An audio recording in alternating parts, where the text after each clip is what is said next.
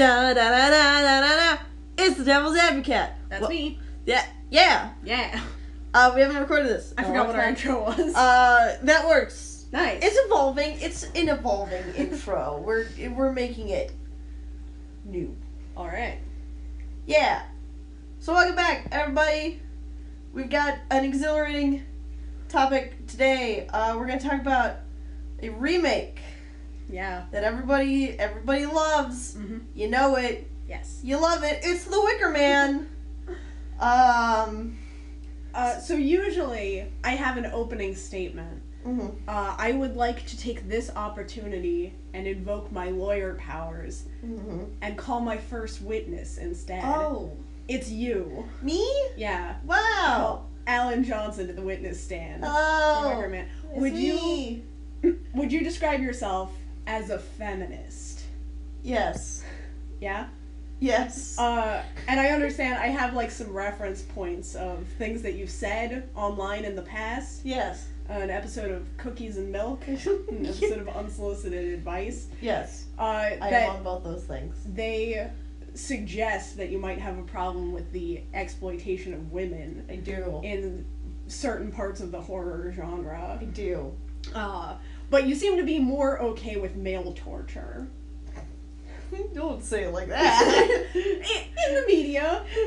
Okay. You're comfortable with genital mutilation. I can't deny that one. I believe that's on record. That is, I can be quoted as saying I am very comfortable with male genital mutilation. So, and I'm not even gonna push this that far, but now that we have a baseline established, it stands to reason that you would rather watch a movie where, say, a chauvinist was tortured than a movie where female sex was used to sell the movie. Yes.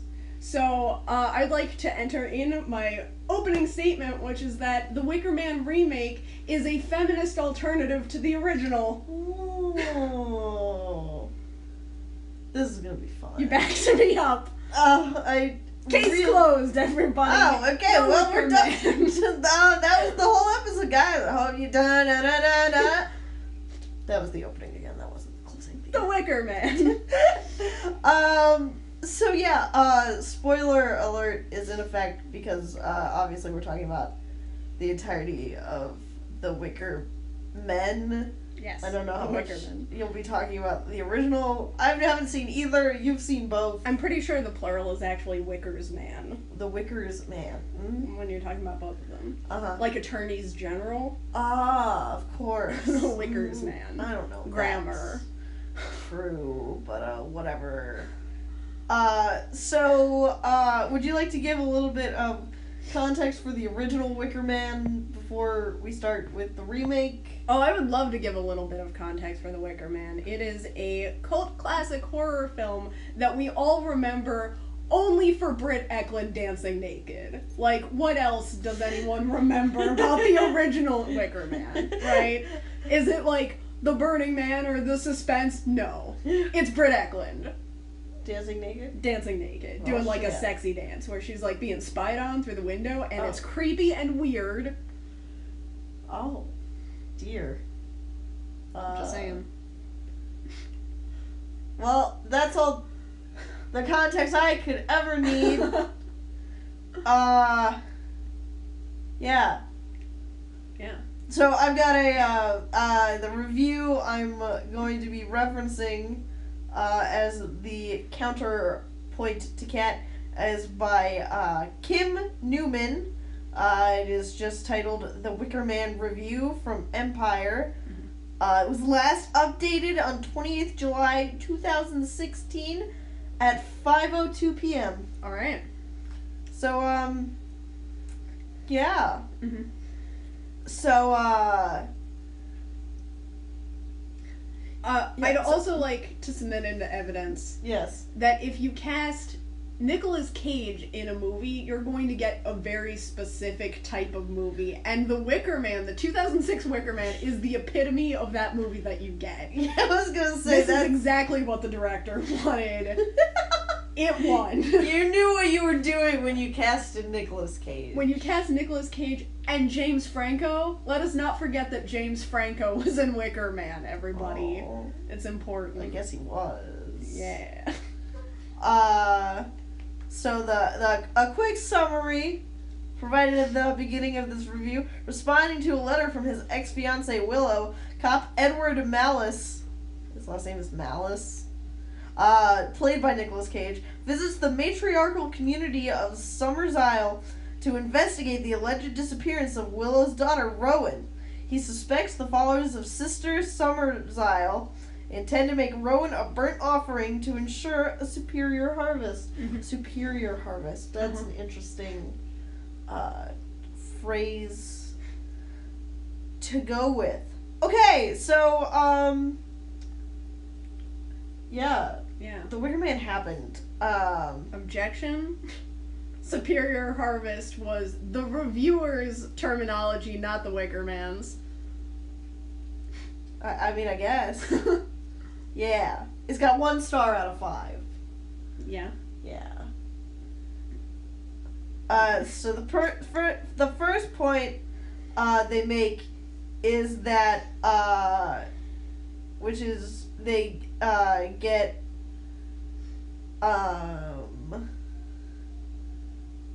that, well, I don't agree with this point at first, which is remakes are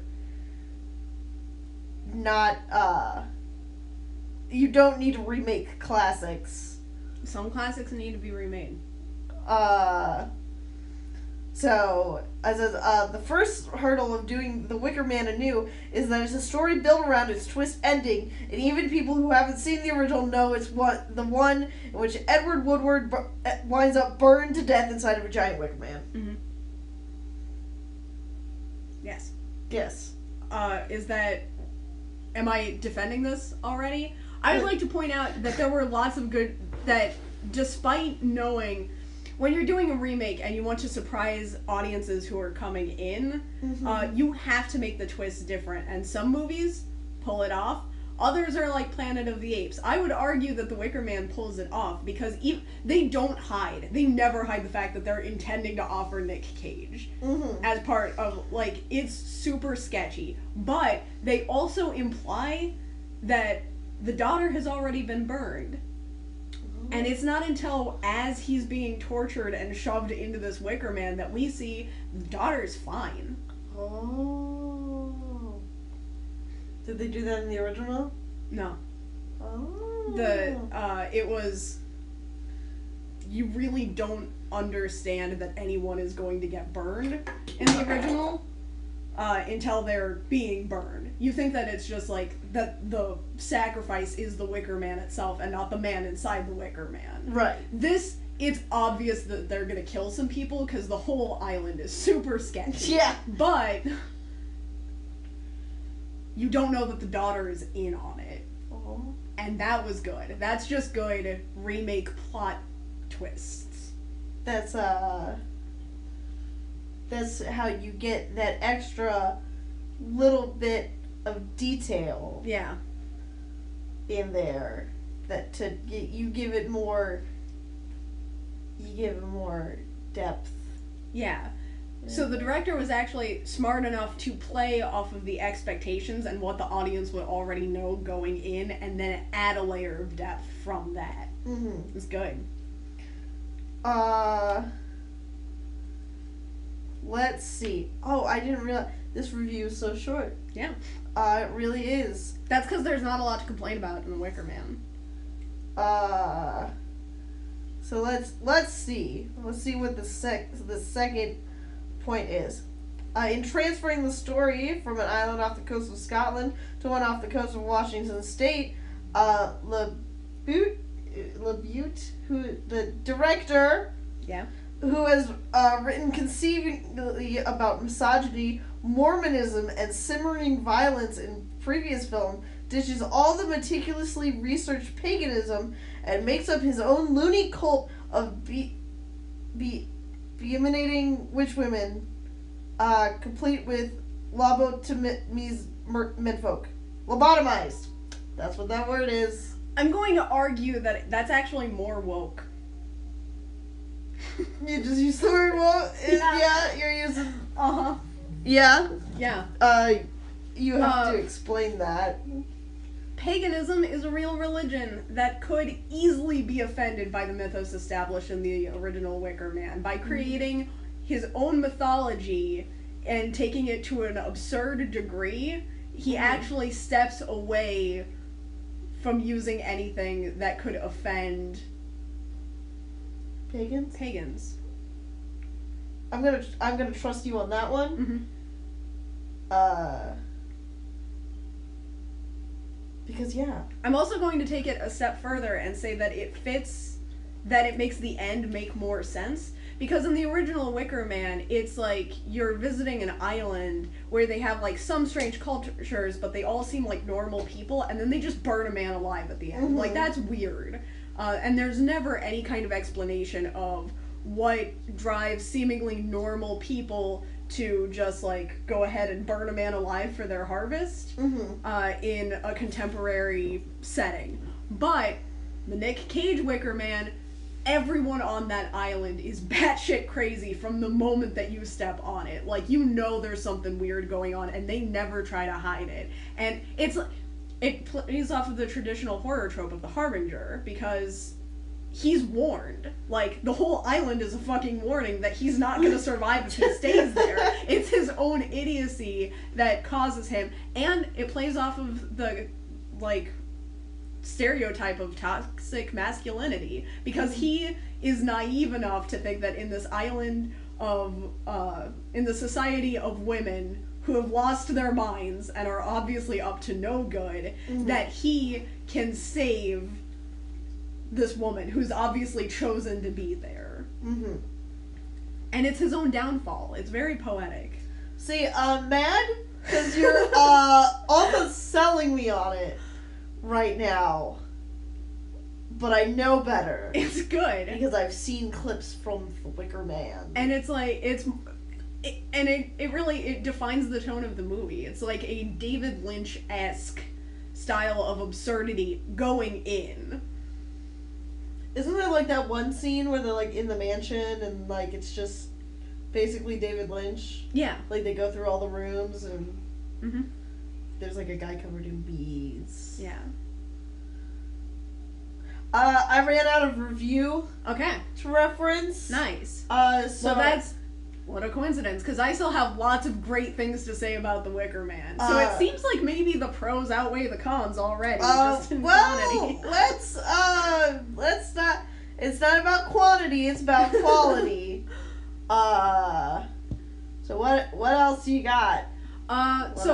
One of the, and not to argue against myself, but just one of the main things that has been brought up about the quality of The Wicker Man is that Nick Cage might not be the best detective while he's on the island. But I'd like to point out that he has quit his job. He's no longer a detective because he's been emotionally scarred.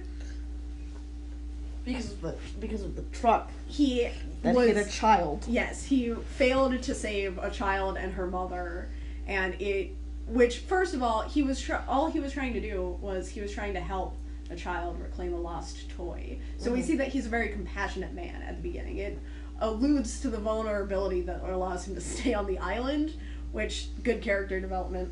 2006 Wicker Man, on the ball. That's what they all say about 2006 The Wicker Man. Good character development. Yep. And then we see him, we see how hard the loss hits him. He's just like a small town detective, trying to do his best for the community. And we see how hard he's shaken by this violent loss of a child's life. It plagues him throughout the movie in a way that's not comical at all. But we see it's gotten to the point he's quit his job, and his partner actually tries. I think it's his partner or co-worker actually comes to his house, and we can see how disconnected he's gotten from reality, which also adds a psychological layer to what's going on the island. How much of it is real, and how much of it is his tortured psyche? How much of it is guilt? I mean, I think the truck,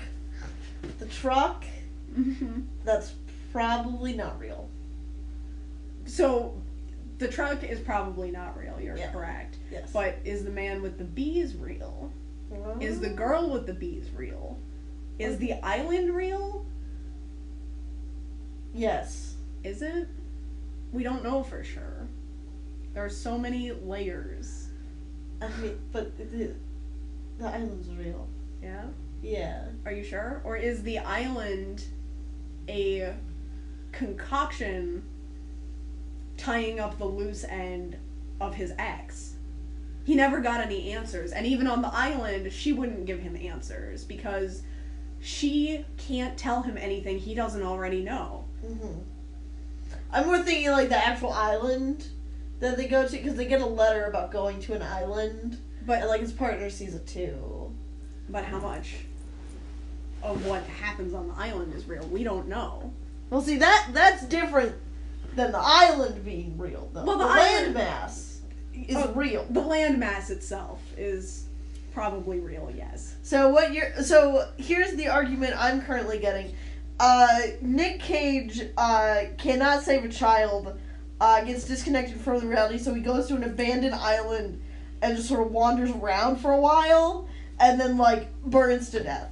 Or maybe his ex really invites him there. Maybe there really is a colony. Maybe there really is a crazy cult. We don't know how much of it is symbolism for his own insecurities and how much of it is real. It's a very psychological film. It's got so many more layers than the original. I never asked any of these questions in the original movie. That's because I didn't make you defend it on a podcast. You don't remember our... We don't have that. Whatever you're about to say, we don't have it. Alright. That's fair. So what about... So talk to me about the child. Uh-huh. Talk to me about the child angle of this all. About Rowan. About Rowan? Yes. There's a doll. How did it get burned? How did it get burned? How did it get burned? They can't answer any questions he doesn't How did it get burned? How did it get burned? It's a red herring. It's to further suggest that Rowan has been or will be sacrificed in the Wicker Man. So why? So Rowan, the conception of Rowan. Mm-hmm. So Rowan is allegedly his daughter. Yes. But we don't know that. You don't know for sure. Which is alluded to in the ending. Yes. With James Franco. Right. Yes. I forgot that. It is, because the mother goes and finds another man. At the end. Oh. Scandalous. It's not. It's a ploy. So. The points that must be addressed about the Wicker Man, the acting. Yes. Besides Nicolas Cage, I think it's pretty bad. I would argue that everyone is matching Nicolas Cage's tone. Not as well, because no one else is Nicolas Cage. You only get one Nicolas Cage in a movie or a lifetime. But... don't say that! You know those immortal actors be out there. I'm pretty sure Nicolas Cage is one of them. He will be around for a while. But we only get the one. We only get the one, yes. That's true. So yeah, I think everyone's just matching his tone. That's obviously, they're going for a very absurd, disconcerting angle for the entire film. That's why they cast Nicolas Cage, because you know that's what you get when you cast Nicolas Cage. And instead of having other people doing their best acting around him, they have other people who are just mirroring him. It plays into the psychological angle, it plays into the tone of the film. It's really a psychological experiment around Nicolas Cage. Yeah. Is what's happening. Yeah. Oh. That's... And you feel that watching the movie. You feel it. Do I? Uh-huh. Okay. When you watch Wicker Man, after this, when I saw you on Wicker Man and you're watching it, you'll feel the experiment undertones. So, and you'll feel the Nicolas Cage. I don't want to do that. You will. Oh. It's good. Oh. It's great. I don't like that. If I wanted to feel the Nicolas Cage, I would have a Nicolas Cage body pillow, but I do not. Therefore, I would like to keep that experience away from my life at all costs, I think. Would you? Yes. I'll tell you what, watch The Wicker Man, and then if you don't like it, we'll get you a Nicolas Cage body pillow. None of these things are good for me. Except The Wicker Man. Everyone should watch it. It's great. The cinematography's good. Yeah. Gotta throw that in there. So let's talk about some of the more iconic moments. The bear suit. The bear suit, yeah. Talk to me about the bear suit. Alright, so the whole thing, as I mentioned, there's a lot of warnings that stuff on the island is going to go bad for our protagonist. There's like a lot of evidence. So when you get to the absurdity of the ritual, and again, you have to draw some inspiration from the original when you're doing a remake. And in the original, you know, it gets really sketchy leading up to the climax, like right before. So in this one, but because the tone had already been so absurd, they had to really step it up. That's why we get the bird masks on the bicycle. It's why we got that mansion scene with all the bees. And it's why we get him in a bear suit, punching that lady. Punching a lady? Yeah. He just fucking decks her. Yeah. In a bear suit. Now the bear suit was actually Mother Beach's bear suit. She was going to wear that to the festival. But she didn't because Nicolas Cage beat her up and took it. Yeah. He robbed her. Yeah. Nicolas Cage, I don't care what his character's name is. He's Nicolas Cage. I've already beat up a woman, stole her bear suit, went to something he was not invited to, and then punched another woman. And he pays the price for it. And again, you've got to get the psychological layers in there. He believes he's the savior in this whole thing despite atrocious actions. And then, whether it be his own mind punishing him in the form of a psychologically constructed Wicker Man, or if you take the more literal interpretation of the movie, him being tortured and murdered by a bunch of women, burning him alive in a very real Wicker Man, his belief that he's a savior above all else leads to his downfall. So here's my question. Thus far, we have been treating his downfall as the real story.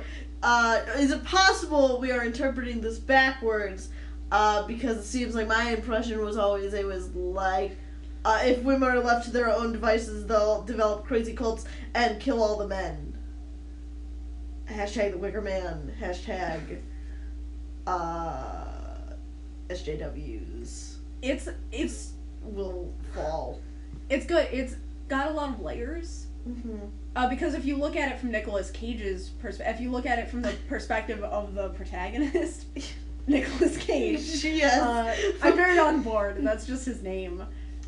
If you watch a movie with Nicolas Cage, you don't learn his character's name. He's Nicolas Cage. I was the same way with Mandy. Oh, I mean, also, I watched National Treasure several times. I don't know what his fight is. Nicolas Cage. It's Nicolas Cage. But if you look at it from Nick Cage's point of view, that's the whole thing. That's the beauty of it, is because from his point of view, if you are against the cult of women, then he really was just trying to save his daughter. Like, his ex was being subjected to this cult that she was afraid of. She led him to believe that she was afraid of the other women on the island. His daughter has now grown up in this toxic society that he thinks is going to sacrifice her. And so when he beats up a woman and steals her bear suit and wears it and beats up another woman in the bear suit, he believes he's doing the right thing. And if you look at it as he's the protagonist, then the women are crazy.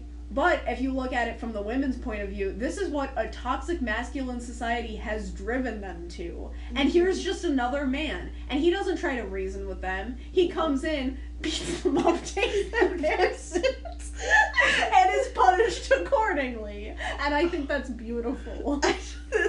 That's how I say I love you.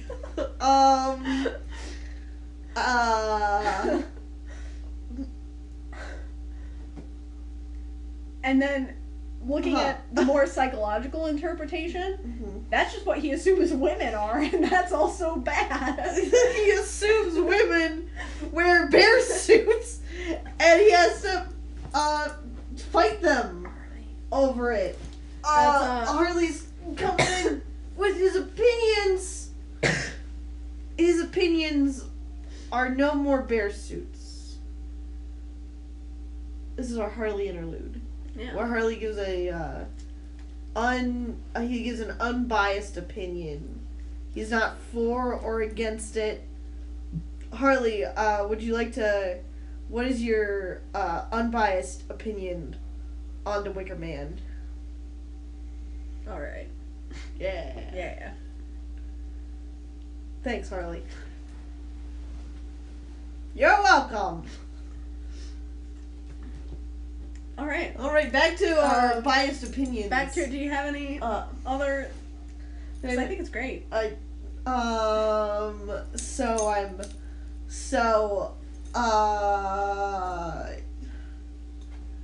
feel like there's like a scene in a classroom with some fucking birds. Mm-hmm. So is that just more psychological? Yeah, that's more warning that he shouldn't be on the island. Because of the birds. Because of the birds. Because of the, because of all of the gender stereotype subliminal messaging that is in the classroom scene. It's abstract. It's poignant. Wait, is that the one where there's just a dick on the chalkboard? Yes. Yeah. That's the one. That's the epitome of drawing dicks on everything in school. Uh-huh. Yeah. I mean, I don't know. I don't know where to go from here. I'm mad your arguments are so well prepared about The Wicker Man. The Wicker Man is a good movie. I think everybody should watch it. I shouldn't have given you so much time to prepare. Because unfortunately, I feel like I'm sold on The Wicker Man. Yeah, Wicker Man. Wicker Man. It's great. Oh boy, I'm in for a bad time whenever I find where it's streaming. So Kat has won her lawyerly argument. Nice. So that being said, would you like to give us your real opinions on The Wicker Man? The Wicker Man's fucking great. I'm doubling down. Psychological horror movie of the year, 2006. 2000s, you're going back to 2006. That's the year it came out. It is. Right? Let me see what other horror movies came out that year. Let's see if it's your horror movie of the year. Excluding Saw. Excluding franchise installations, because obviously Saw. I don't remember what year that was. Let's find out. I think that was the year... Oh, Kat, you've got some pretty... So, we can't... Unfortunately, it's sad that you cut out installations or franchises, because Saw 3 came out in 2006. I was going to say that was like Saw 3 or Saw 4, and if it was Saw 4, it actually would have been the cycle, but like franchises, they've had time to figure out, they know what they're doing. The Hills Have Eyes reboot came out. Not nearly as good as The Wicker Man. The Host. Oh, fucking The Host, dude. That had very few psychological elements, though. That was just straight up formaldehyde fish poisoning, and it's great. When a Stranger Calls. Terrible. I was gonna say, here's two more. We've got the Texas Chainsaw Massacre: The Beginning and Final Destination 3. Okay, but out of the reboots, Wicker Man is the best one that we've talked about so far. Yeah. Final Destination 3 it was a movie. There's also All the like Bums. Mm-hmm. All the Boys Love Mandy Lane. All the boys did love Mandy Lane. Well, there it is. There's the Wicker Man. Yeah. Cat. Yeah. You have to take it all back. Okay. Because you know what movie came out in 2006? What movie came out in 2006? Snakes on a Plane. Oh. Your favorite movie of all time. Again, I'll argue it's not psychological horror, but I do also really love Snakes on a Plane. Because it's the best. Pulse came out. See, there were a lot of horror remakes in 2006. There were a lot of honestly, fucking horror remakes. Like, when you look at Pulse and Texas Chainsaw The Beginning, and whatever that first one was I got mad about, The Hills Have Eyes, yeah. Wicker Man was actually far from being the worst remake in 2006. I'm just gonna say that. Damn. Wow, you fucking made Double mad. She's mad as hell at you. But she's still She sitting on loves The Hills Have me. I'm Eyes. so sorry, Double. You should watch the original. It's much better. She won't. That's her favorite movie of all time. No, so real talk about the Wicker Man. Yeah, real talk about the Wicker Man. I genuinely like the Wicker Man. It's terrible because but it's so just, bad. It's so good. beautiful. Yeah, and in all seriousness, if I could only watch one for the rest of my life, I might seriously watch the remake over the original. The original, it was fine for its time. It introduced a lot of like nice horror tropes. But seriously, like looking back, I've seen The Wicker Man maybe 3-4 times in my life. I remember Britt Eklund dancing naked. That's like what you remember from The Wicker Man. Damn. And it's like, it's to the point, I don't know if they do this, they do it less in American sitcoms. But like British sitcoms make a lot of jokes about remembering Britt Eklund from The Wicker Man specifically. It's like, it's kind of like it's just like a joke, you know, that's what the takeaway was for men watching The Wicker Man. But it's, honestly, like, there was a lot of time, and you can't really blame The Wicker Man for it, because that's just kind of the era of film that it was. It's not an outlier. It's definitely not as bad as I tried to make it sound here, but it definitely was on the cusp of using naked ladies to sell a horror movie. Right. There was, like, a lot of that happening. And for whatever else you want to say about, the 2006 Wicker Man, it did not need any sex appeal to make itself entertaining. Endlessly entertaining. And I haven't seen it in several years, but I don't think anyone could ever ask me if I felt like watching the Nick Cage Wicker Man, and I'd be like, no thank you. I don't feel like being entertained right now. Like, it really is, it's a fun time, and I would highly recommend it. It's not good. It's not good, but it's enjoyably bad. It's like I'd recommend The Room highly because it's an experience, and I'd recommend Wicker Man just as wholeheartedly for the same reason. Because it is also an experience. It's very much an experience. And I think that's the takeaway we have for this episode. Yeah. Is if you want to go experience some stuff with some justification, I guess. Yeah. Go watch The Wicker Man, 2006, starring Nick Cage and in a bear suit. The one last thing I will say also about the remake versus the original is that, like, when you look back, when you're like remembering scenes, they're not good horror, but technically all of the scenes that you remember from The Wicker Man are like things that you should remember from a horror movie. You remember the psychological build-up, you remember the torture scene. The torture was a lot more graphic. Ridiculous, but like you remember it more than you remember any of like the relationship stuff or the sexual tension. It's like you remember all the horror aspects, and in that way it kind of was more of a horror movie. There wasn't the original. Oh, okay. I was like, no. I can't ever see anyone having sexual tension with Nick Cage, and I'm not going to. Alright, don't picture that. I'll happily live my life without it. But yeah, The Wicker Man. I do seriously like this one. Yeah. It's good. It's fun. It's a fun time. A fun experience.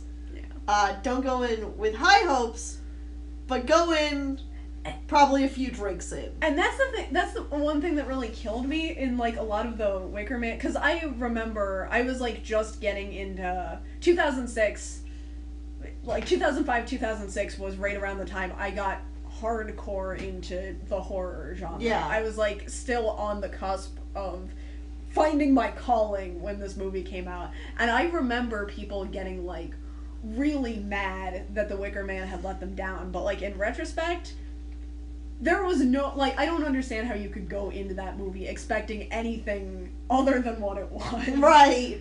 Like, all, and it kind of, it's that same thing, it's like that Harbinger thing, like, you have to understand, there were signs going in that this is what it was going to be, and if you don't like it, it's pretty much your own fault for not taking any warnings. Right, you had to know that this was how it was gonna be. It stars Nick Cage. Next week on the Nick Cage podcast, Yeah. we're gonna talk about more. Let's talk about Mom and Dad next week. I We don't have a I was Nick Cage thinking about podcast. Face Off, Face Off. That's also good starring one. Nick Cage. I don't think I've seen it all the way through. I have not seen it at all. Oh. So it goes perfectly for our podcast So where we it's talk on about par. in-depth media. Nice. Yeah! This has been Devil's Advo-Cat. Bye! Bye. Da da da da da da da.